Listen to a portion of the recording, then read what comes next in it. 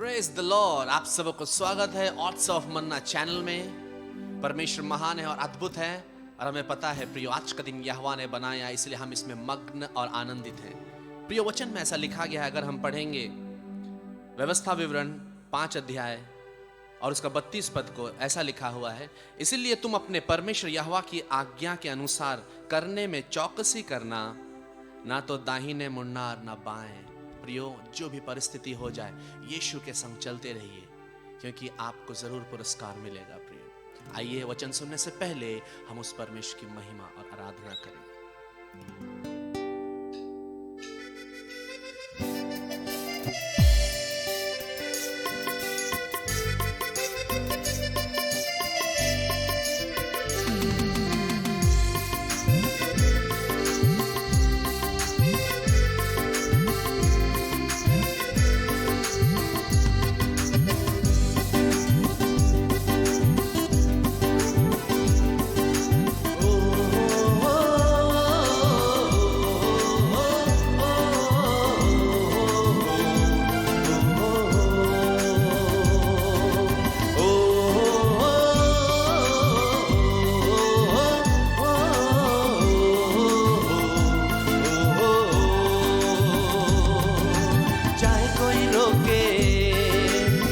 कोई टोके, चाहे कोई रोके, चाहे कोई टोके, मैं चलूंगा यीशु के पीछे, मैं चलूंगा यीशु के पीछे।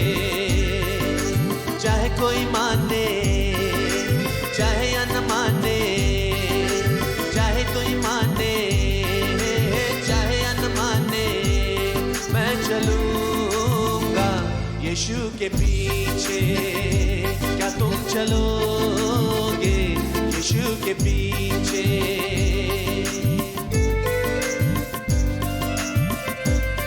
Thank you, Lord. You're great and you're mighty, Lord.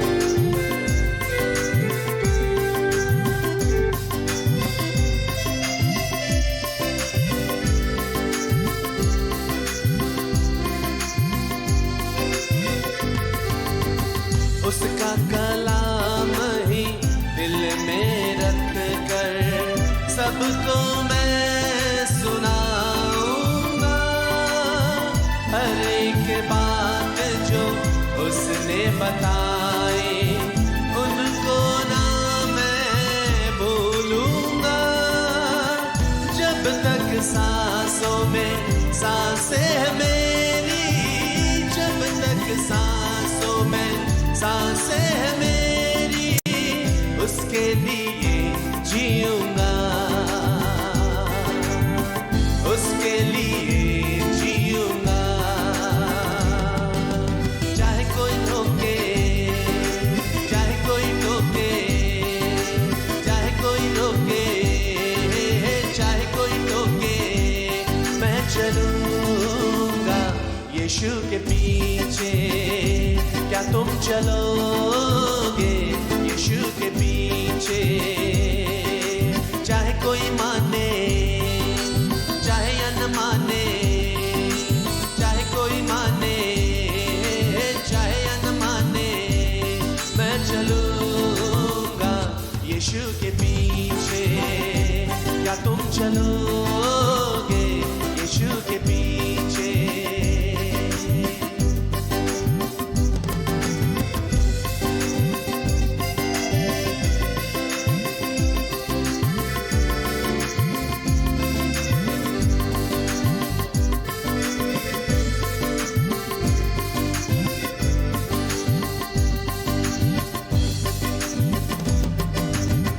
जल के लिए जैसे तरसे है हिरनी, उनके लिए तड़पे मेरा मन।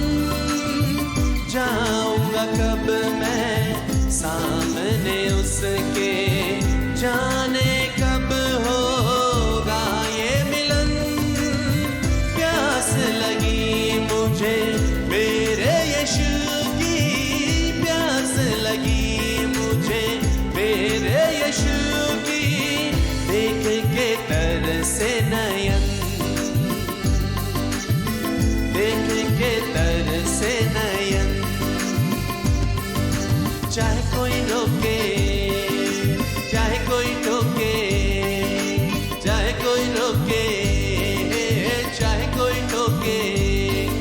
चलूंगा यीशु के पीछे, क्या तुम चलोगे यीशु के पीछे? चाहे कोई माने चाहे या न माने, चाहे कोई माने चाहे या न माने, मैं चलूंगा यीशु के पीछे, क्या तुम चलोगे यीशु के पीछे? मैं चलूंगा यीशु के पीछे, क्या तुम चलोगे यीशु के पीछे?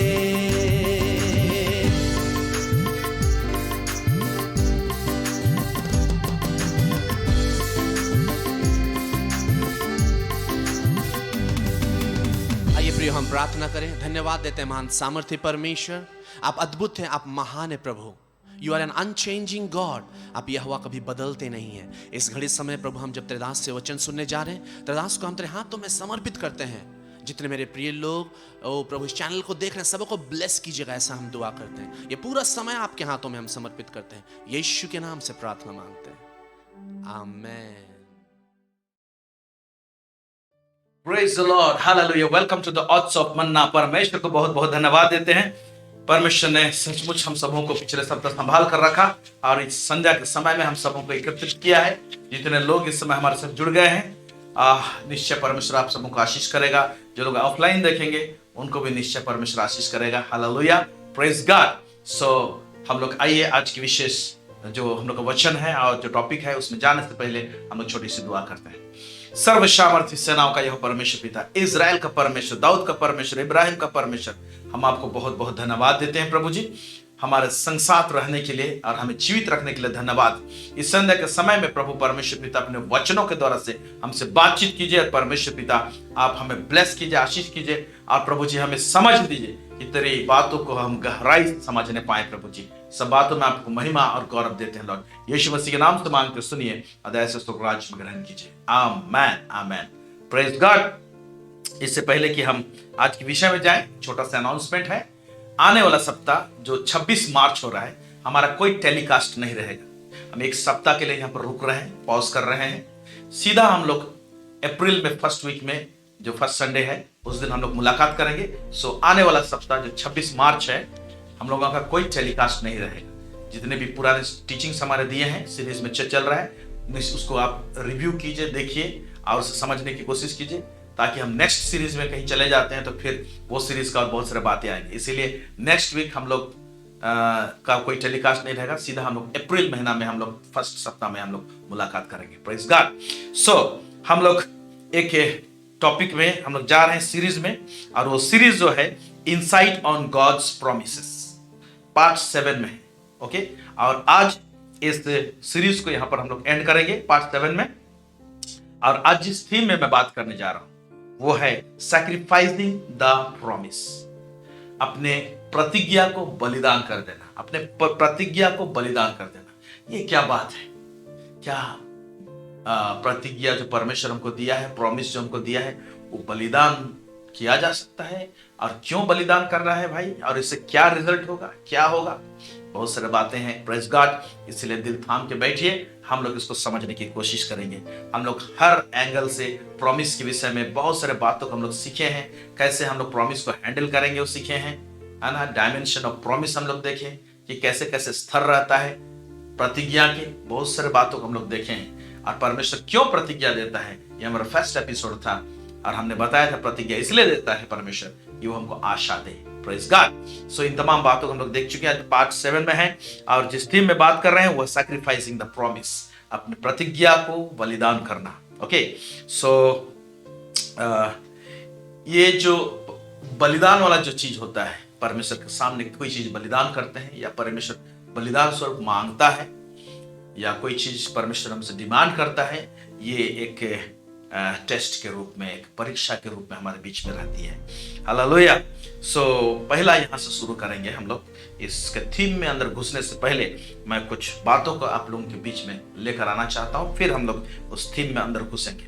ओके, सो परमेश्वर ने अब्राहम को खास प्रतिज्ञा दी थी, और अब्राहम को परमेश्वर ने जो प्रतिज्ञा दिया था, आज हम लोग उस प्रतिज्ञा के भी भागी होते हैं और अब्राहम को प्रतिज्ञा का भागी होकर हम लोग आशीषित भी होते हैं। सो पहला बात परमेश्वर ने अब्राहम से जब प्रतिज्ञा दिया तो एक जनरल वे में, एक बड़े सिंपल तरीके से अब्राहम के पास में लेकर आया। लेकिन जैसे जैसे अब्राहम के साथ परमेश्वर के साथ अब्राहम का जो घनिष्ठ संबंध होने लगा, परमेश्वर का प्रकाशन और प्राप्त करने लगा, उसी प्रतिज्ञा को और विस्तृत रूप से परमेश्वर खोलने लगा, उसको रिवील करने लगा, उसका डायमेंशन को बताने लगा और बहुत सारे बातें अब्राहम सीखने पाया, समझने पाया, जानने पाया। इन तमाम बातों को भी देख रहे हैं। सो एक सिंपल तरीके से अब्राहम के पास में प्रतिज्ञा कैसे आया था, किस रीति से आया था, आइए उस वचन को हम लोग देखेंगे जो है उत्पत्ति उसका 12 अध्याय उसका 1 से लेकर 3 आयत तक। यहाँ पर क्या लिखा हुआ है? यहोवा ने अब्राम से कहा, अपने देश और अपने कुटुंबियों और अपने पिता के घर को छोड़कर उस देश में चला जा जो मैं तुझे दिखाऊंगा। उस देश में चला जा जो मैं तुझे दिखाऊंगा। तो एक देश का प्रॉमिस आता है, इसमें एक जमीन का प्रॉमिस आता है, एक नेशन का प्रॉमिस आता है, ओके, एक लैंड का प्रॉमिस आता है, ओके, एक देश का, एक कंट्री का। फिर आगे क्या लिखता है? और मैं तुझसे एक बड़ी जाति बनाऊंगा। हाँ, एक बड़ी जाति बनाऊंगा। ओके, जब ये प्रतिज्ञा कर रहा था तो अब्राहम 75 का उम्र में था और उसके पास में कोई संतान नहीं था। 75 का उम्र तक संतान हो जाना चाहिए, लेकिन नहीं था। ओके, और इस टाइम में परमेश्वर से कहता है, मैं तुम्हें एक बड़ी जाति बनाऊंगा, यानी संतान दूंगा और उससे और संतान उत्पन्न होंगे। ये प्रतिज्ञा उसके पास में आती है। फिर आगे, और तुझे आशीष दूंगा और तेरा नाम महान करूंगा। आशीष दूंगा, तेरा नाम महान करूंगा। ये सारे बातें प्रोमिसेस में, प्रतिज्ञा में है। फिर, और तू आशीष का मूल होगा, आशीष का मूल होगा। जो तुझे आशीर्वाद दे उन्हें मैं आशीष दूंगा, और जो तुझे कोसे उसे मैं शाप दूंगा, और भूमंडल के सारे कुल तेरे द्वारा आशीष पाएंगे। ठीक, तो एक जनरल रूप में अब्राहम के पास में ये प्रतिज्ञा को परमेश्वर ने रख दिया। ओके, और परमेश्वर जब ये प्रतिज्ञा को रखा तो इस प्रतिज्ञा के अनुसार अब्राहम का कभी भी ध्यान, इसमें जमीन है, संतान है, नाम दूंगा तू कहा है, तेरा नाम ऊंचा करूंगा, फेम दूंगा बोला है, लेकिन कभी भी फेम के तरफ और संपत्ति के तरफ और विशेष करके जमीन के तरफ उसका ध्यान नहीं गया। अब्राहम का ध्यान कभी भी नहीं गया इस प्रॉमिस के अनुसार। वो चीज इतना अट्रैक्ट नहीं किया उसको। ओके, उसमें से एक रेफरेंस हम लोग देखते हैं, कैसे हम जानेंगे कि अट्रैक्ट नहीं किया। पिछले दिनों में हम लोग देखे थे कि अब्राहम ने उस स्वर्गीय देश का प्रकाशन पा लिया था और स्वर्गीय देश के लिए ज्यादा लालायित था, उसको देखना चाहता था, उसको प्राप्त करना चाहता था, ना कि वो देश कनान देश जो बाद में कहलाया, उसके लिए नहीं।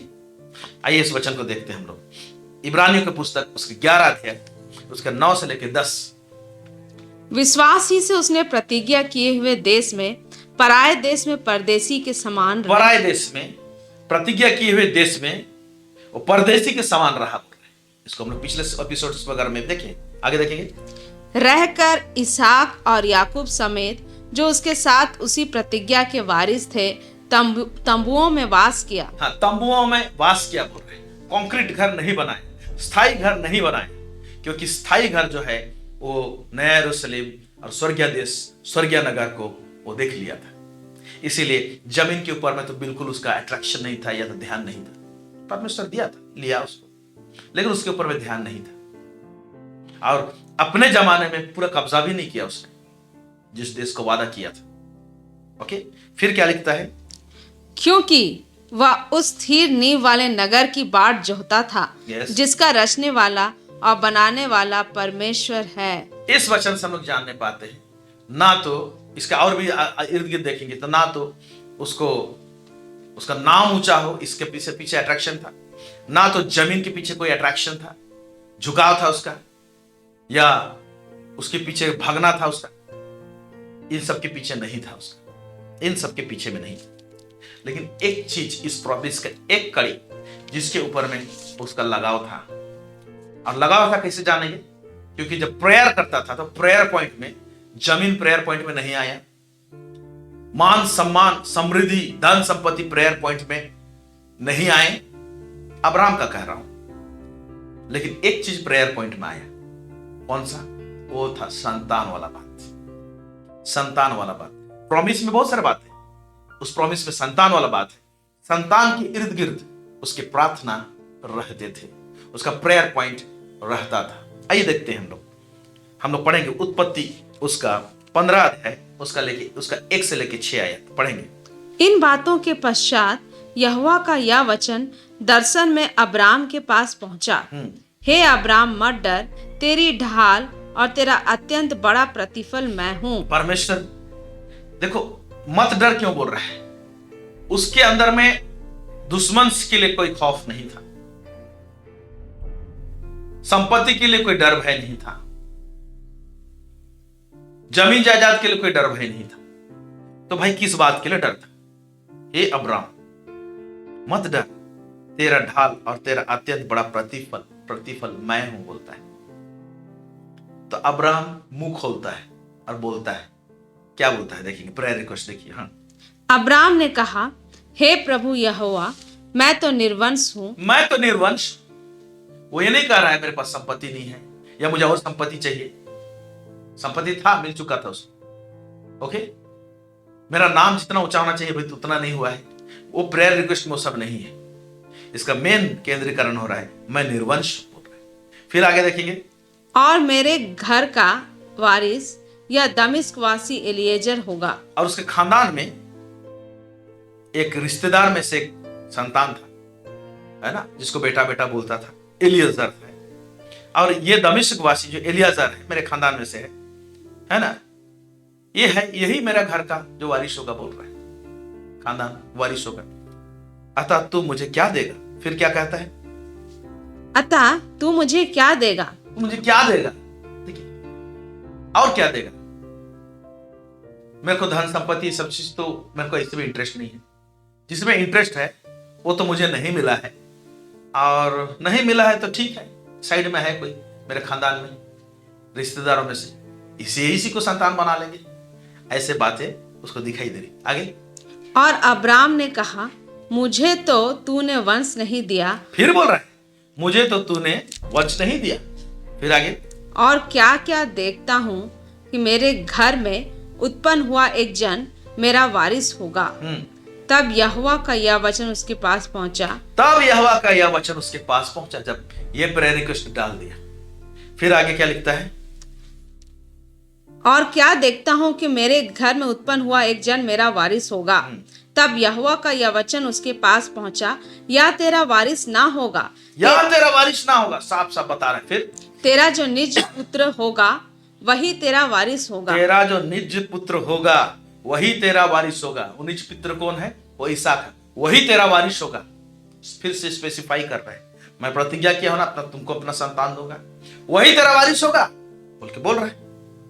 फिर क्या कर रहा है देखिए, वारिस होगा बोलने के बाद में, और उसने उसको बाहर ले जाके कहा, आकाश की ओर दृष्टि करके तारा गण को गिन, क्या तू उनको गिन सकता है? तारा सबको दिखा रहा है, बोल सकता है इसको गिन, क्या तू उसको गिन सकता है? अभी देखिए उसका अंदर में एक आशा को भी एक्टिवेट कर रहा है, उसके अंदर में एक छाप को डाल रहा है, उसके दिलो दिमाग में दिखा के क्या कर रहा है, असर डाल रहा है। हाँ, क्या बोल रहा है फिर आगे? फिर उसने उससे कहा, तेरा आकाश की ओर दृष्टि करके तारागण को गिन, क्या तू उनको गिन सकता है? फिर उसने उससे कहा, तेरा वंश ऐसा ही होगा। उसने यहोवा पर विश्वास किया और यहोवा ने इस बात को उसके लेखे में धर्म गिना। उसने यहोवा पर विश्वास किया और यहोवा परमेश्वर ने लेखे में इसको धार्मिकता गिन लिया, मुझ पर विश्वास किया बोलकर। इसका मतलब यहाँ पर भी सेटिंग खा रहा है, जो परमेश्वर दिखा रहा है तारा को, अभी सेटिंग खा रहा है, अभी उसका प्रेयर रिक्वेस्ट को चेंज कर रहा है, क्योंकि जान गया कि इसका प्रार्थना निवेदन धन संपत्ति दौलत जमीन ये सब नहीं है, फेम सब नहीं है, ओके, नाम शोहरत ये सब नहीं है, ये संतान के लिए ही प्रेयर रिक्वेस्ट है। तो बोला है, ये बोलता है, या तेरा वारिस ना होगा, जो निज पुत्र होगा, तेरा जो निज पुत्र होगा वही तेरा वारिस होगा। तो निज पुत्र जो होगा वो इसहाक है। और इसहाक किस प्रकार का संतान है? इसहाक जो है अब्राहम का, वो प्रॉमिस्ड चाइल्ड है, वो प्रतिज्ञा का संतान है। ओके, आइए हम लोग देखेंगे गलातियों का पुस्तक, उसका 4, उसका 22 से लेके 23 आयत। यहां पर क्या लिखा है? यह लिखा है कि अब्राहम के 2 पुत्र हुए। यह लिखा है कि अब्राहम के 2 पुत्र हुए। अभी इसको थोड़ा क्लियर होना चाहिए, यहां कोई पुत्र नहीं हुआ है। एलियाजार को साइड कर दिया परमेश्वर, ओके, और उसने कहा तेरा संतान होगा, और प्रतिज्ञा के संतान के विषय में फिर से बोलता है, जैसे ऊपर में हमने देखा, वो इसहाक के विषय में बोलता है। और अब्राहम विश्वास करता है, परमेश्वर उसको धर्मी भी गिनता है, लेकिन हजीरा के कहने के बाद, इसके बाद जो घटना होता है हम लोग देखते हैं, हजीरा के बार बार बोलने के बाद में, सॉरी सारा के बोलने के बाद में सारा बोलती है कि हजीरा जो है हमारी नौकरीन है, मानो उसके द्वारा से संतान उत्पन्न कर ले, मैं उसे तुझे देती। और हजीरा से संतान उत्पन्न होता है, उसका नाम इश्माएल होता है। क्योंकि अभी फिर इसहाक नहीं आए, यहाँ एक गड़बड़ी हो गया लगता है, ओके, इसीलिए यहाँ पर 2 पुत्र लिखा हुआ है। उसके बाद में जाके, है ना, हजीरा से जो संतान उत्पन्न होता है इश्माएल, उसके बाद में जाकर इसहाक पैदा होता है। ओके ओके, तो इसहाक पैदा, इसीलिए लिखा हुआ है अब्राहम के 2 पुत्र हुए, एक दासी से और एक स्वतंत्र स्त्री से। एक दासी से, एक स्वतंत्र स्त्री से। फिर परंतु जो दासी से हुआ वह शारीरिक रीति से जन्मा। वो शारीरिक रीति से जन्मा था। ओके, फिर और जो स्वतंत्र स्त्री से हुआ वह प्रतिज्ञा के अनुसार जन्मा। जो स्वतंत्र स्त्री से हुआ था, यानी वो इसहाक है, वो किस तरह से पैदा हुआ? वो प्रतिज्ञा के अनुसार। परमेश्वर का प्रतिज्ञा इतना पावरफुल था कि नेगेटिव सिचुएशन था, दोनों का शरीर बच्चा पैदा करने लायक नहीं थे, लेकिन पैदा हुआ। तो क्यों पैदा हुआ? पावर ऑफ प्रॉमिस के कारण से। प्रेज गॉड, परमेश्वर जब बोल दिया था तो इसके अनुसार पैदा हुआ। सो ऊपर हमने जब देखा कि परमेश्वर अब्राहम को तारा दिखाता है, देखो गिनो बोलता है, तो तारा को दिखा के उसका अंदर में एक आशा को एक्टिवेट करता है, आशा को एक्टिवेट करता है उसके अंदर में, है ना, और प्रतिज्ञा के संतान के विषय में बोलता है, ठीक है। लेकिन जब वो संतान उत्पन्न हो जाता है, प्रॉमिस्ड चाइल्ड पैदा हो जाता है, तो उसी प्रॉमिस्ड चाइल्ड को, उसी प्रतिज्ञा के संतान को परमेश्वर बोलता है बलिदान करो, उसी को बलिदान करो बोलता है। यानी प्रॉमिस्ड चाइल्ड को बलिदान करना अभी तो बड़ा नहीं हुआ है, क्योंकि इसहाक से और संतान उत्पन्न नहीं हुए। इसहाक का बलिदान हो जाना यानी फिर संतान नहीं होने के बराबर हो जाना, बैक टू फैमिली बोलते हैं हम लोग। हाँ, इसहाक का शादी हो गया रहता, बच्चे उत्पन्न कर दिए रहते 1-2, फिर इसहाक को मांगना जो बात होता वो बात दूसरा होता, क्योंकि इसहाक के तो बच्चे पैदा हो गए ना, वो लोग से संतान उत्पन्न हो जाएंगे। लेकिन इसहाक से अभी लड़का ही है, ओके, जस्ट लड़का ही है। उस समय में इसहाक को बलिदान कर देना मतलब फिर से पहला का स्थिति में पहुंच जाना, जहां आपकी संतान ही नहीं है। यानी मैं इसको ये बोलना चाह रहा हूं कि इसहाक जो प्रॉमिस चाइल्ड था, वो प्रतिज्ञा को ही बलिदान करने के लिए बोला। प्रेज़ गॉड, यानी इसहाक वो प्रतिज्ञा है, प्रतिज्ञा संतान है या प्रतिज्ञा है बोलेंगे, उसी को परमेश्वर ने सैक्रिफाइस करने के लिए कहा। पढ़ेंगे हम लोग इब्रानी के पुस्तक उसका 11 अध्याय उसका 17 से लेके 18। देखिए, विश्वास ही से अब्राहम ने परखे जाने के समय में इसहाक को बलिदान चढ़ाया, और जिसने प्रतिज्ञाओं को सच माना था, और जिससे यह कहा गया था इसहाक से तेरा वंश कहलाएगा, वही अपने इकलौते को चढ़ाने लगा। हाँ, तो हम लोग देखते प्रतिज्ञा का संतान इसहाक को उसका टेस्ट हुआ बोलता हुआ है। विश्वास ही से अब्राहम ने परखे जाने के समय, अब अब्राहम का टेस्ट कंप्लीट नहीं हुआ था, घर से निकलने वाला जो बात था वो भी एक टेस्ट था, वो कंप्लीट हो गया बहुत सारा। अभी मेन टेस्ट बचा है ना, और टेस्ट भी किस विषय में किया जा रहा है? जो सारे प्रतिज्ञा में जो कड़ी था उसमें से जो प्रेयर रिक्वेस्ट था उसका संतान को लेके, उसी कड़ी को ही हाथ लगाता है परमेश्वर। और जमीन को जमा कर दो नहीं बोलता है, इस देश से फिर निकलो नहीं बोलता है, तुम्हारा धन संपत्ति को दे दो नहीं बोलता है, लेकिन उसका बेटा को दो बोलता है। जिस एरिया में प्रेयर रिक्वेस्ट है, जिसके पीछे में उसने दिल लगाया है, मन लगाया है, जिसको प्यार किया है। अब्राहम ने जमीन को प्यार नहीं किया, दौलत को प्यार नहीं किया, शोहरत को प्यार नहीं किया, लेकिन बेटा इसहाक को प्यार किया था। हालेलुया। और वो प्रार्थना भी किया था प्रॉमिस के अनुसार। उसका प्रेयर पॉइंट उसी के इर्द गिर्द था। तो इसको परमेश्वर क्या कर रहा है, टेस्ट के रूप में प्रतिज्ञा को मान रहा है, अपने प्रतिज्ञा को बलिदान कर दे। Praise God. और जब परमेश्वर अब्राहम को जब ये टेस्ट में डालता है, ये इसका परखता है, तो जो टेस्ट पेपर जो है ना, वो क्वेश्चन पेपर बहुत अच्छा से डिजाइन किया रहता है। ओके, कैसे उस क्वेश्चन पेपर को डिजाइन किया है देखिए। आज जब मैं इसको स्टडी कर रहा था तो मैं देखा कि सचमुच में बहुत पहले से उसका टेस्ट पेपर जो है ना, उसको बहुत अच्छा से फ्रेम किया है, क्वेश्चन पेपर अच्छा से सेट किया है। कहां से क्वेश्चन पेपर कैसे सेट किया, वहां से देखते हैं। ओके, हाजिरा से जो बच्चा उत्पन्न हुआ था जिसका नाम इस्माइल था, क्वेश्चन पेपर वहां से सेटिंग हुआ है, इसहाक से नहीं। इसहाक क्वेश्चन पेपर में बाद में आए। ओके, वहां से क्वेश्चन पेपर सेट किया। देखिए, आप समझ रहे हैं मैं जिस अंदाज में कह रहा हूं, है ना। उत्पत्ति उसका 21 अध्याय 9 से लेके 14, यहां पर देखिए, पढ़ेंगे। तब सारा को मिस्री हाजिरा का पुत्र जो अब्राहम से उत्पन्न हुआ था हंसी करता हुआ दिखाई पड़ा। हाँ, हाजिरा से उत्पन्न हुआ था, उसका नाम है इस्माइल। और इस्माइल मजाक कर रहा है, किसका? सारा का। क्या मजाक कर रहा था? इस बूढ़ी टाइम में उसने संतान उत्पन्न किया, इस बात को लेके वो मजाक कर रहा था। और इसहाक के साथ भी नहीं बनता था, इस्माइल इस तरह से करता था।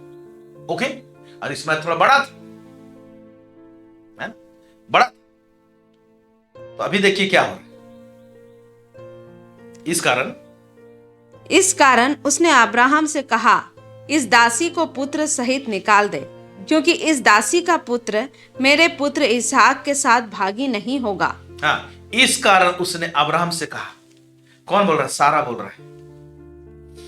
इस दासी को पुत्र सहित निकाल दे, क्योंकि इस दासी का पुत्र मेरे पुत्र इसहाक के साथ सहभागी नहीं होगा। तब क्या हो रहा है, पढ़ेंगे। यह बात अब्राहम को अपने पुत्र के कारण बहुत बुरी लगी। हाँ, यह क्वेश्चन पेपर। यह बात अब्राहम को अपने पुत्र के कारण बहुत, थोड़ा नहीं, बहुत बुरी लगी। ओके, अभी शरीर के ताकत से पैदा हुआ था, शरीर के अनुसार पैदा हुआ था। ओके, और इस संतान के ऊपर में जब निकालने का बात होता है, सिर्फ काटने का बात नहीं, बलिदान का बात नहीं, घर से निकालने का बात होता है, उस समय बुरा लगता है। ओके, आगे देखते हैं क्या लिखा हुआ है। परंतु परमेश्वर ने अब्राहम से कहा, उस लड़के और अपनी दासी के कारण तुझे बुरा ना लगे। बुरा ना लगे, ठीक है। इसका मतलब संतान को लेके बुरा लगता था। ओके, आगे देखेंगे। जो बात सारा तुझसे कहे उसे मान, क्योंकि जो तेरा वंश कहलाएगा वह इसहाक ही से चलेगा। वो इसहाक ही से चलेगा। एक जन को आउट कर बोला, ठीक है। आगे पढ़ेंगे। दासी के पुत्र से भी मैं एक जाति उत्पन्न करूंगा, इसलिए कि वह तेरा वंश है। फिर आगे। इसलिए अब्राहम ने सवेरे तड़के उठकर रोटी और पानी से भरी चमड़े की थैली भी हाजिरा को दी और उसके कंधे पर रखी, और उसके लड़के को भी उसे देकर उसको विदा किया। वह चली गई और बेरसेबा के जंगल में भटकने लगी। ये लोग भटकने लगे, ये लोग फिर नहीं लौटे। हालांकि इस्माइल को भी परमेश्वर ने बढ़ाया। अब 2 संतान में से एक संतान को परमेश्वर ने आउट कर दिया है, देख रहे हैं। अब जब आउट कर रहे थे, आउट करने वाला बात था, तो बुरा लगा था अब्राहम। परमेश्वर बोलता बुरा ना लगे, बोलता है, आउट कर दिया। तो 2 संतान में से एक संतान आउट हो गया, अब बच गया प्रतिज्ञा के संतान। और ये संतान उस समय में हुआ जब ये लोग का शरीर बच्चा पैदा करने लायक भी नहीं था। ओके, और उस समय में संतान हुआ। अब इस संतान को बोल रहा है कि इसको बलिदान कर। अब देख रहे क्वेश्चन पेपर कैसे सेट हुआ है। ओके, कम से कम अब्राहम क्या सोचता, ठीक है 2 संतान में तो एक तो है मेरे घर में, बोल सकता था, यह एक आशा दिखता है। लेकिन ऑलरेडी एक संतान को निकाल देने बोला है।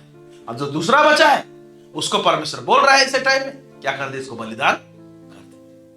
देखिए किस प्रकार से परमेश्वर ने क्वेश्चन पेपर को सेट किया है इसके लिए। अरे टेस्ट है, अरे प्रतिज्ञा के संतान को अपने प्रॉमिस को बलिदान कर बोल रहा है ना। तो परमेश्वर को नहीं बोलना चाहिए ऐसे जगह में। हम लोग रहते थे बोलते, प्रभु आप जब इस संतान को चाह रहे थे कि बलिदान कर दे, तो कम से कम इस्माइल को तो छोड़ दिए रहते मेरे घर में, उसको तो रख दिए रहते, एक तो उसको निकालने बोले, वो तो आउट हो गया, उसका ऊपर से अब इसको, ऊपर से इलियाजर को मैं अपना घराने का वंश बनाना चाहता हूं, उसको भी मना करते हैं। तो करे तो क्या करे, पूरा छूछा कर रहे हैं मुझे। अब देख रहे हैं अब्राहम का क्वेश्चन पेपर कैसे फ्रेम किया गया, कैसे टेस्ट किया गया। आइए इस समय हम लोग देखते हैं कि अब्राहम का क्वेश्चन पेपर कैसे सेट किया हुआ था। उत्पत्ति उसका 22 उसका 1 से लेकर 8, जब इसहाक को परमेश्वर बलिदान करने के लिए कहा, क्या लिखता है, पढ़ेंगे। इन बातों के पश्चात ऐसा हुआ कि परमेश्वर ने अब्राहम से यह कहकर उसकी परीक्षा की, हे अब्राहम। उसने कहा, देख मैं यहाँ हूँ। उसने कहा, अपने पुत्र को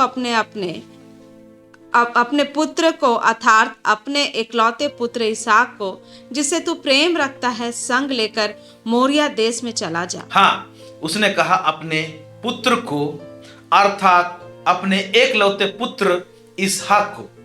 देखिए सेंटेंस फ्रेम किस तरह से किया है, अपने पुत्र को, एकलौते पुत्र को जिसे तू प्रेम करता है। ऐसे किसके विषय में लिखा हुआ है? यूहन्ना 3:16 में लिखता है, परमेश्वर ने जगत से ऐसा प्रेम किया कि अपने एकलौते पुत्र को उसने बलिदान कर दिया। परमेश्वर अपने पुत्र यीशु मसीह को प्रेम करता था, एकलौते पुत्र को बलिदान कर दिया। लेकिन जब इस मोमेंट में अब्राहम को जब परमेश्वर बोल रहा है, तो अब्राहम को यहां पर कहीं पर नहीं दिखाई दे रहा है कि अब्राहम को बुरा लगा। लेकिन ऊपर जब हम लोग देखते हैं, है ना, तो उस समय देखते हैं उस समय बुरा लगा था। कब? जब इस्माइल को निकालने के लिए बोला था। ओके, और वहां से जब निकाल दिया तो यहां तक एक ऐसा प्रिपरेशन कर लिया था और ऐसा प्रकाशन पा गया था, तब तक पा गया था क्योंकि अब्राहम जो ना था वो व्यक्ति ना प्रकाशन वाला व्यक्ति था। विश्वास इसका इतना पुख्ता और मजबूत होता गया। विश्वास मैंने कहा कि पहले भी कई बार टीच किया हूं, एक नजर है, एक आंख है जो बहुत सारी चीज को भांप लेता है और देख लेता है। ऐसे अब्राहम बहुत सारी चीज को देखने लग गया था अब तक, और इस समय तक वो समझ गया था, ओके, कि परमेश्वर भी एक दिन अपना एकलौते पुत्र को बलिदान करेगा। तो अब स्वर्ग में जो पैटर्न है, स्वर्ग में जो नक्शा बना हुआ है कि परमेश्वर अपना बेटा यीशु मसीह को बलिदान करेगा, ओके, अब उस ब्लूप्रिंट के अनुसार उस ड्रामा को नीचे जी रहा है और कर रहा है। Praise God. और इस ड्रामा को ये खेल वाला ड्रामा नहीं है, रियल है। लेकिन परमेश्वर जो करने वाला था अपने बेटे यीशु के द्वारा से, ओके, यीशु के साथ में सेम चीज अब्राहम इसहाक के साथ में कर रहा है। Praise God. यानी परमेश्वर जैसा मूव करता है, अब्राहम बोलता है मैं भी आपके जैसा मूव करूंगा, मैं आपके जैसा कदम बढ़ाऊंगा। और परमेश्वर को अच्छा लगता है कि इंसान परमेश्वर के जैसा काम करे, मूव करे, बहे, क्योंकि इंसान जो है बाइबल बताता है छोटा गॉड है, छोटा परमेश्वर। ये परमेश्वर इस तरह से चाहता है इंसान को लेके। और अब्राहम बलिदान के क्षेत्र में, इस एरिया में परमेश्वर जैसा स्टेप कर रहा है, कदम बढ़ा रहा है, एक्शन ले रहा है। Hallelujah, praise God. आइए फिर क्या होता है देखते हैं हम लोग।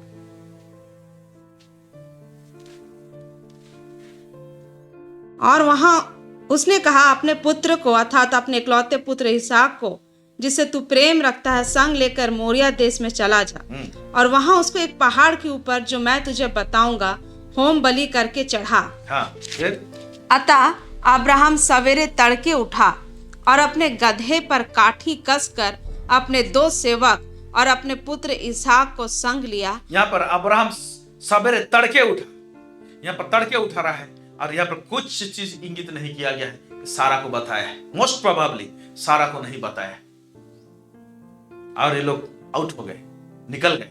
ओके, फिर क्या होता है? और अपने पुत्र इसहाक को संग लिया और होम बलि के लिए लकड़ी चीर ली। तब निकलकर उस स्थान की ओर चला जिसकी चर्चा परमेश्वर ने उससे की थी। तीसरे दिन अब्राहम ने आंखें उठाकर उस स्थान को दूर से देखा और उसने अपने सेवकों से कहा। एक मिनट, यहाँ तीसरे दिन बोल रहा है। ये टेस्ट जो मैंने बोला है, टेस्ट पेपर को अच्छा से फ्रेम किया है परमेश्वर। ओके, टेस्ट है यहाँ पर। ये फ्रेम में क्या है कि इसको परमेश्वर ने वो पहाड़ दिखाया जहां पहुंचने के लिए 3 दिन का वक्त लगेगा। यानी अब्राहम को 3 दिन का वक्त था। वो एक दिन के बाद लौट आ सकता था, अपना डिसीजन चेंज कर सकता था। एक टाइम दिया गया 3 दिन, लेकिन अपना डिसीजन को चेंज नहीं किया।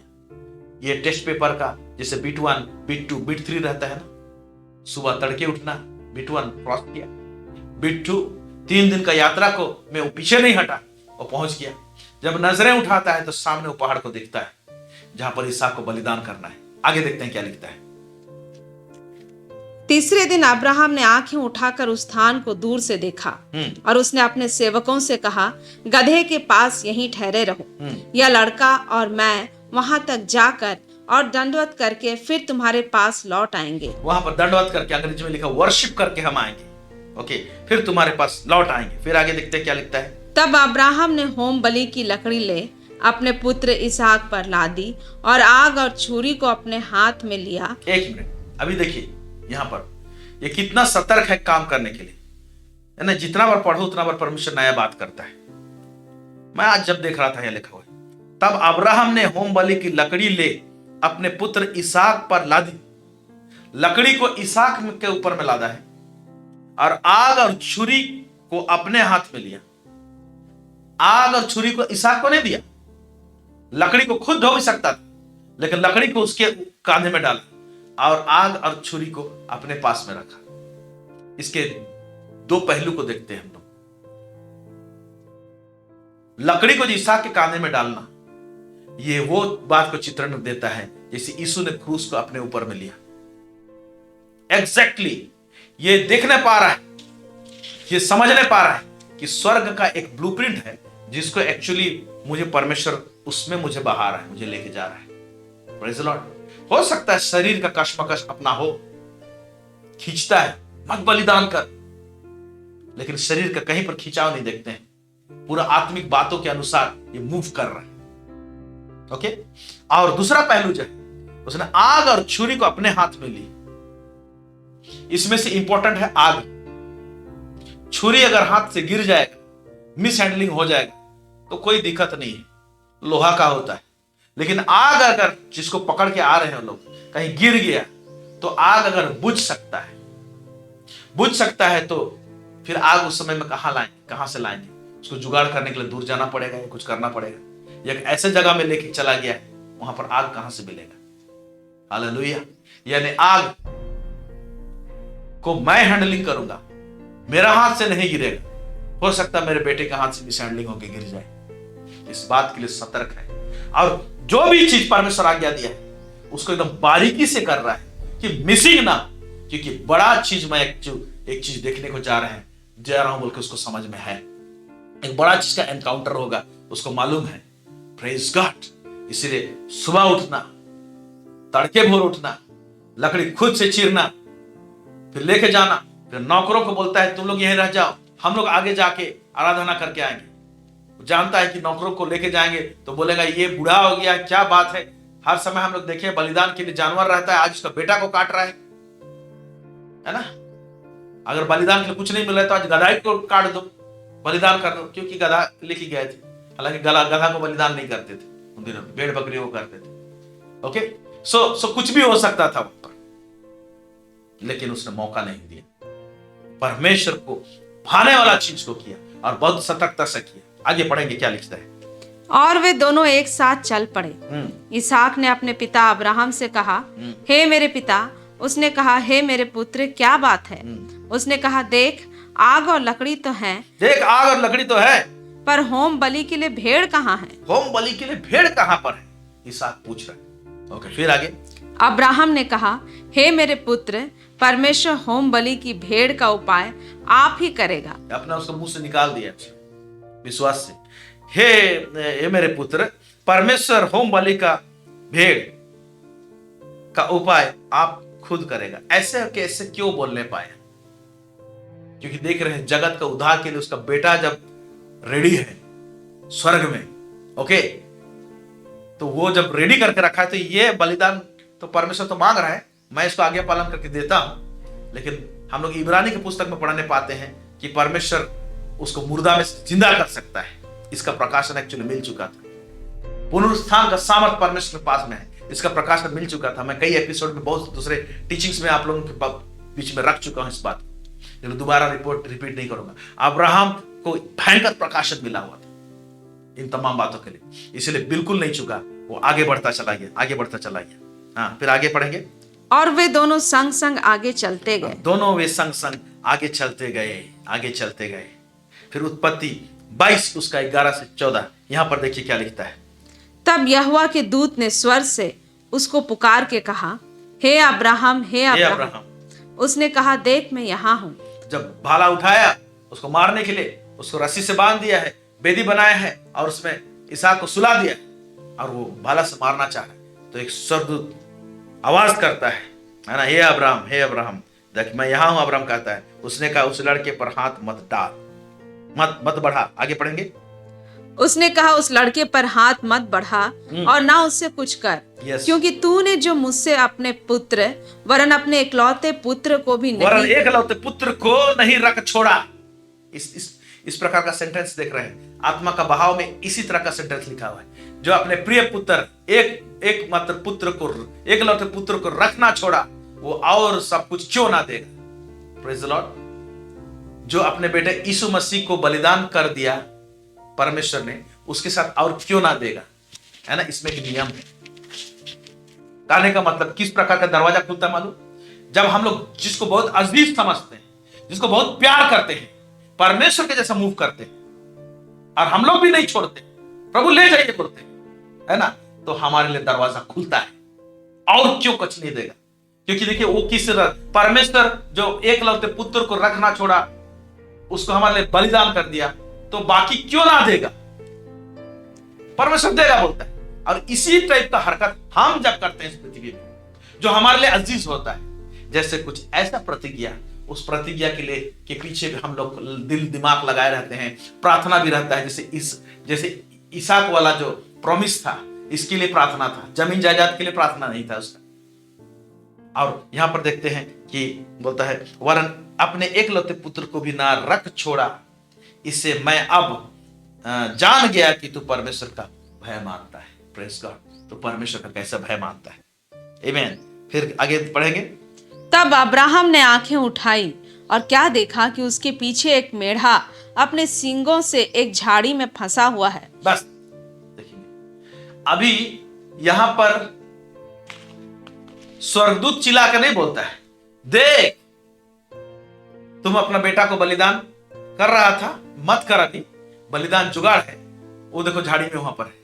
ऐसे स्वर्गदूत नहीं बोलता है, नहीं, कहीं पर ऐसा नहीं लिखा हुआ है। वरन क्या होता है, तब अब्राहम ने आंखें उठाई। पहली बार आंखें उठाई तो उस पहाड़ को देखा था जहां पर बलिदान करना है, ओके, और वो पहाड़ ठीक सामने था। लेकिन यहां पर हम लोग देख रहे हैं, तब अब्राहम ने आंखें उठाई और क्या देखा कि उसके पीछे एक मेढ़ा अपने सींग से एक झाड़ी में फंसा हुआ था। लिखा हुआ है, और क्या देखा कि उसके पीछे। हम लोग आंख उठाते तो कैसे करते हैं, ऐसे मैं आंख उठाऊंगा, सामने देखूंगा, आंख उठाएगा तो सामने का चीज दिखेगा ना। बोलता आंखें उठाई बोलता है, और उसके पीछे आंख उठाता है, लेकिन पीछे में एक मेढ़ा है। पीछे में मेढ़ा है, कैसे दिखाई दे। प्रभु यहां पर किस तरह का, पवित्र आत्मा क्या बताना चाहता है हम लोगों को। इस प्रकार का बलिदान ना जाने किस प्रकार का आंख सबको खोल देता है, और हम जानने पाएंगे जो चीज छुपा हुआ है। जब वहां से गुजरे थे, उस समय ये मेढ़ा नहीं दिखाई दिया था, उस समय के लिए आंखें बंद थी। लेकिन जब इसने इसहाक को बलिदान कर ही दिया, अपने प्रतिज्ञा को बलिदान कर दिया, तो एक ऐसा आंख खुला जो मेढ़ा स्वर्ग से परमेश्वर उसके लिए मुहैया कराया था, वो उसमें देखने मिला। और उसमें बहुत सारे बातें हुई इस मोरिया पर्वत में। Praise God, hallelujah. एक बड़ा प्रकाशन को लेकर आता है, यहां से उतरता है, और वो नाम भी देता है, उस पहाड़ का नाम यहोवा यिरे कहलाता है। Hallelujah, praise God. तो मैं ये बताना चाहता हूं मेरे प्यारे भाई और बहन, जब परमेश्वर हमको प्रतिज्ञा करता है और उसी प्रतिज्ञा के अनुसार कुछ दिया रहता है या तो देने वाला होता है, अचानक से परमेश्वर बोल देगा इस प्रतिज्ञा को बलिदान करो, तो आपका और मेरा क्या है आज। जब प्रॉमिस जो हमारे दिल के बहुत करीब रहता है, ऐसे प्रॉमिस को जब हम लोग बलिदान करते हैं, है ना, नजरें ऐसे उठाएंगे ना, तो पीछे में भी कुछ छुपा हुआ है ना, वो आशीष को हम लोग देखने पाएंगे। Praise God. इस प्रकार का चीज खुलेगा। सामने तो सीधा सीधा ही दिखाई देता है, लेकिन पीछे भी दिखाई देगा। हमारे आंखें ऐसे खुलेगी कि हम लोग बहुत डायमेंशन में, बहुत एरिया में हम लोग देखने पाएंगे। और जब देखने पाएंगे हम लोग, तो उन आशीषों को लेने पाएंगे। क्योंकि जब देखने ही नहीं पाएंगे तो लेंगे कैसे? प्रभु तो दिखाना चाहता है, और इस प्रकार का दिखाना, जब आंख ऊपर उठाएंगे, आगे उठाएंगे और दिखाई देगा पीछे। वाह, ये किस प्रकार का डायमेंशन है, किस प्रकार का नजर है। पवित्र आत्मा क्यों इस वचन को इस तरह से लिखा है? कुछ आत्मिक बात है जिसको सिखाना चाह रहे हैं। और जब ये होने के बाद में स्वर्गदूत दूसरी बार चिल्लाता है, दूसरी बार बात करता है स्वर्गदूत। पहली बार तो करता है रुक जा, लड़के पर हाथ मत बढ़ा, बोलता है पहली बात। दूसरी बात में स्वर्गदूत क्या बोल रहा है, हम लोग पढ़ेंगे उत्पत्ति 22 उसका 15 से लेकर 18 आयत। यहाँ पर क्या लिखा हुआ है? फिर यहोवा के दूत ने दूसरी बार स्वर से अब्राहम को पुकार के कहा, यहोवा की यह वाणी है कि मैं अपनी ही यह शपथ खाता हूँ। यहाँ पर अपनी ही खुद का मैं शपथ खाता हूँ बोलता है। फिर कि तूने जो यह काम किया है कि अपने पुत्र वरन अपने इकलौते पुत्र को भी नहीं रख छोड़ा। ये सेंटेंस बहुत ही प्यारा हो गया, कितना बार रिपीट कर रहे हैं, अपने पुत्र, अपने एकलौते पुत्र को रख ना छोड़ा। हाँ, इस कारण मैं निश्चय तुझे आशीष दूंगा और निश्चय बात ऐसा है, तुमने एक बड़ा प्रतिज्ञा, बहुमूल्य प्रतिज्ञा को भी ना रख छोड़ा, मेरे लिए बलिदान कर दिया, इसीलिए मैं तुम्हें ये दूंगा। बात ऐसा आएगा परमेश्वर की ओर से। तो याद रखिएगा, कभी कभी प्रतिज्ञा जो किया है परमेश्वर, उसी प्रतिज्ञा को बलिदान कर दो बोलेगा, तो उसके पीछे जानिएगा कि उस प्रतिज्ञा को जब पूरा करने जाएंगे, स्वर्ग का एक बहुत बड़ा ड्रामा रहेगा या बहुत बड़ा ब्लूप्रिंट रहेगा। ये जो प्रतिज्ञा को, इसहाक को बलिदान करने वाला चीज, क्या चीज को पूरा कर रहा था? परमेश्वर यीशु को बलिदान करने वाला जो ब्लूप्रिंट स्वर्ग में था, उसको पूरा कर रहा था। और इस प्रकार का प्रतिज्ञा को जब हम लोग बलिदान करते हैं, तो हम लोग स्वर्ग का एक बड़ा ब्लूप्रिंट को, एक बड़ा नक्शा को हम लोग पूरा करते हैं इस धरती में, और परमेश्वर का दिल गदगद हो जाता है। पढ़िए क्या लिखता है फिर? इस कारण मैं निश्चय तुझे आशीष दूंगा और निश्चय तेरे वंश को आकाश के तारागण और समुद्र के तीर की बालू के किनकों के समान अनगिनत करूंगा, और तेरा वंश अपने शत्रुओं के नगरों का अधिकारी होगा। और पृथ्वी की सारी जातियां अपने को तेरे वंश के कारण धन्य मानेंगे, क्योंकि तूने मेरी बात मानी है। क्योंकि तूने मेरी बात मानी है। इस प्रकार का प्रतिज्ञा का बलिदान करना, मालूम परमेश्वर का नजर में क्या होता है? हाईएस्ट लेवल ऑफ वर्शिप बोलते हैं इसको। हम लोग हालेलुया, स्तुति तेरी महिमा जो मुंह से करते हैं ना, इससे कहीं बढ़ा काम करके दिखाते हैं। और इस प्रकार का प्रतिज्ञा को जो दिल का जिद रहता है, उसको जब बलिदान करते हैं, ये हाईएस्ट लेवल ऑफ वर्शिप इसको बोलते हैं। ये परमेश्वर का आराधना करना हो जाता है ना। उसका अन्य जाति लोग अलग वर्ड यूज करते हैं, और पूजा बोलते हैं, वो भी एक तो बहुत गाढ़ा आवाज है ना, पूजा बोलते हैं, लेकिन हम लोग आराधना बोलते हैं। ये हाईएस्ट लेवल ऑफ आराधना है। Praise God. और इस प्रकार का आराधना करना जो होता है, वो क्या बना देता है? आपको इस धरती में एक ब्रांड बना देगा। Praise the Lord. याद रखिए मेरा वर्ड, एक ब्रांड बना देगा। एक ब्रांड, जैसे कुछ ब्रांड सबका एम्बेसडर बनाते हैं। मान लीजिए कुछ क्रिकेटर लोग, इस ब्रांड का एम्बेसडर आप रहेंगे, मतलब वो कॉन्ट्रैक्ट में रह जाएगा कि मान लीजिए उस खिलाड़ी का चेहरा देखेंगे तो लोग जानेंगे कि इसका एडवर्टाइज करता है, और उसको इतना भारी इनाम दिया जाता है या तो भारी रकम दिया जाता है कि हमारा ब्रांड का एम्बेसडर है, आप दूसरा का नहीं बन सकते हैं। ओके, ब्रांड एम्बेसडर बोलते हैं। अब अब्राहम ब्रांड बन गया इस प्रकार का बलिदान करने की जरूरत से। कौन नहीं जानता है अब्राहम? हम लोग भी आशीष जब पाते हैं तो हम लोग अब्राहम की आशीष को प्राप्त करते हैं, यीशु मसीह पर विश्वास करके हम लोग अब्राहम के संतान हो जाते हैं, इस ब्रांड का संतान हो जाते हैं, बोलता है। Praise God. तो मेरे प्यारे भाई और बहनों, जब परमेश्वर कुछ प्रतिज्ञाओं को, कुछ प्रॉमिस सबको बलिदान करने बोलता है, तो सोचिए कि आपको एक ब्रांड बनाना चाहता है, एक ऐसा ब्रांड जो हिस्ट्री बना देगा, है ना, जिसका नाम युग युग तक रहेगा। ऐसे ब्रांड परमेश्वर बनाना चाहता है। Praise God. इसीलिए आज का इस विषय में जो थीम डाले थे वो था सैक्रिफाइसिंग द प्रॉमिस, पर प्रतिज्ञा को बलिदान करना। Praise God. हालेलुया। निश्चय परमेश्वर इस वचन के द्वारा आप सबको आशीष दिया है, हम विश्वास करते हैं। आइए प्रार्थना करते हैं। सर्वसामर्थी सेनाओं का यह परमेश्वर पिता, इजराइल का परमेश्वर, दाऊद का परमेश्वर, इब्राहिम का परमेश्वर, धन्यवाद देते हैं प्रभु जी।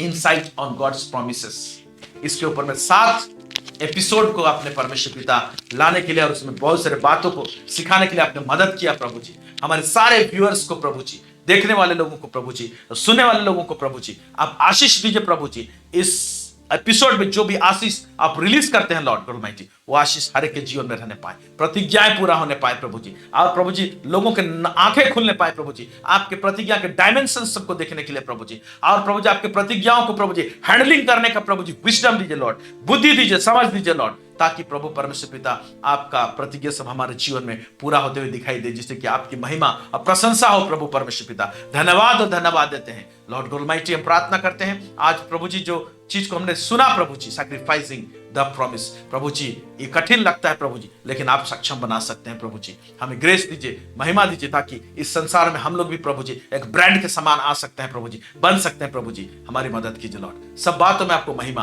और गौरव देते हैं मास्टर, यीशु मसीह के नाम से मांगते हैं, सुनिए और दया से स्वर्गराज में ग्रहण कीजिए, आमेन, प्रेज गॉड। सो फिर से अनाउंसमेंट है, आने वाला सप्ताह किसी प्रकार का कोई टेलीकास्ट नहीं रहेगा, सीधा हम लोग अप्रैल 1 संडे को हम लोग पुनः मुलाकात करेंगे 7 बजे। God bless you, God bless you, God bless you. Thank you so much.